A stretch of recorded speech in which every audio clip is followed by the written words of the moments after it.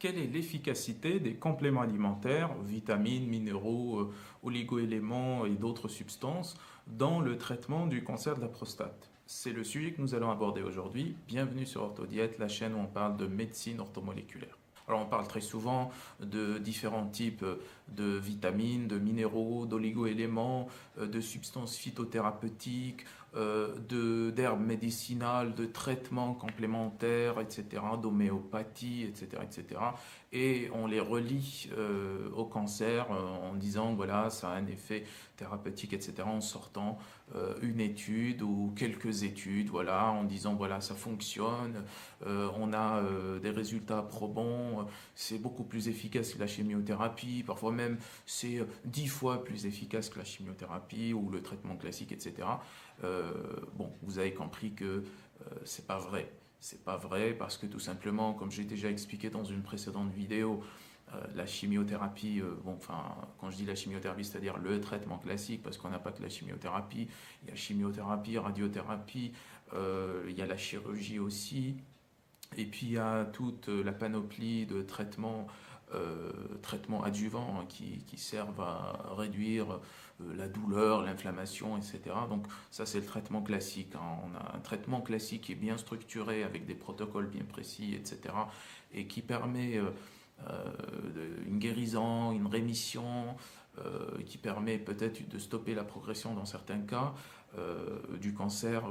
Ici notre sujet c'est le cancer de la prostate et c'est documenté par des dizaines, des centaines de milliers d'études et puis on a les résultats. Épidémiologiquement parlant, le traitement le plus efficace du cancer reste le traitement classique avec des données épidémiologiques. Maintenant, nonobstant, bien entendu, des effets secondaires plus ou moins graves, parfois très très graves, de ce traitement classique. Maintenant, cela ne veut pas dire que les compléments alimentaires n'ont aucun effet sur le cancer et que ça ne fonctionne pas du tout, etc.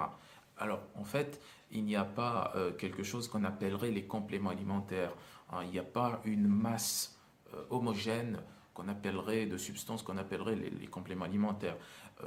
Les compléments alimentaires sont différents les uns des autres et ils ont des spécificités, ils ont aussi des actions métaboliques différentes, ils agissent sur différentes voies métaboliques, il y en a qui inhibent certaines voies métaboliques, il y en a qui ouvrent certaines voies métaboliques, et donc en fait ça dépend du complément alimentaire utilisé, ça dépend de la substance utilisée, de la vitamine utilisée, du minéral utilisé et du cas du patient, de la physiologie, du métabolisme du patient. Et quand on dit le cancer, aussi, le cancer n'existe pas. Il existe plusieurs types de cancer et chaque cancer a sa propre spécificité parce que chaque cancer a ses propres voies métaboliques. Alors quand on explique que le cancer est dû voilà, à une cause en particulier, c'est faux. Le cancer n'existe pas. Il y a des cancers. Il y a le cancer de la prostate, le cancer du poumon, colorectal, le cancer du sein, etc. Il n'y a pas un cancer et chaque cancer a ses propres spécificités. Donc il n'y a pas une masse homogène de compléments alimentaires et qui aurait exactement le même effet sur le cancer. Ici on parle de cancer de la prostate. Donc il y a certaines substances qui aggravent le cancer de la prostate, qui l'aggravent. Il y a beaucoup d'études sur le sujet, sur plusieurs substances orthomoléculaires, des vitamines, des minéraux, des oligo-éléments qui aggravent le cancer de la prostate. Il y en a d'autres qui le traitent, qui participent à stopper la progression du cancer de la prostate, qui provoquent une rémission parfois du cancer de la prostate. Il y a des substances qui n'ont aucun effet, mais vraiment aucun effet sur le cancer de la prostate. Et il y a d'autres substances qui n'ont pas d'effet en tant que tel sur le cancer de la prostate, mais qui ont des effets sur les problématiques qui gravitent autour de cette maladie, c'est-à-dire, je sais pas, hypertension, douleur, etc., inflammation, oxydation, etc. Bon, il y a certaines substances qui peuvent améliorer l'état du patient, l'état général du patient et améliorer sa qualité de vie sans pour autant agir sur le cancer.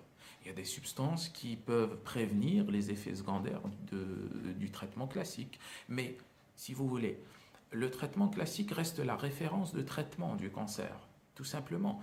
Il ne faut pas voir les témoignages ou ce qu'on dit dans les blogs, sur Internet. Il ne faut pas voir ce qu'on dit dans les médias.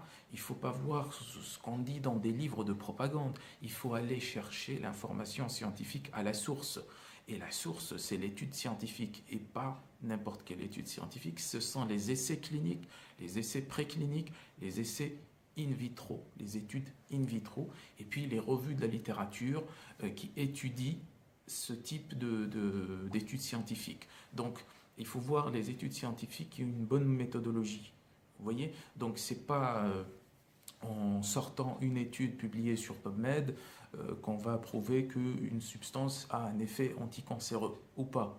Hein, c'est beaucoup plus compliqué que ça. Il faut comprendre les voies métaboliques du cancer de la prostate. Il faut comprendre aussi ensuite l'action de chaque substance, toujours en consultant les différentes études ou les bonnes études. Hein. Ce n'est pas toutes les études qui sont publiées sur PubMed qui ont une bonne méthodologie. Donc moi, dans ce sens-là, j'ai réalisé une formation sur les applications des substances orthomoléculaires, des compléments alimentaires, des vitamines, des minéraux, des oligo-éléments et bien d'autres substances sur le cancer de la prostate. Et j'ai donc regroupé les études les plus intéressantes méthodologiquement parlant, donc qui présentent le plus haut niveau de preuves scientifiques, et j'ai recueilli toutes les informations. Donc je vous ai fait une synthèse de toutes les substances orthomoléculaires dont l'effet positif, préventif et thérapeutique a été prouvé par des études d'une grande valeur scientifique. Donc j'ai réalisé cette formation. Si vous êtes intéressé par cette formation, vous pouvez cliquer pour voir la vidéo de présentation. Vous n'êtes pas obligé de prendre la formation, peut-être que ça ne vous convient pas, mais là, vous pouvez voir quand même la vidéo de présentation. Vous allez apprendre beaucoup de choses. Vous cliquez sur le i comme info juste là, ou sur le lien dans la description si vous êtes sur YouTube. Sinon, si vous êtes sur Facebook ou ailleurs, vous pouvez trouver le lien dans le statut Facebook.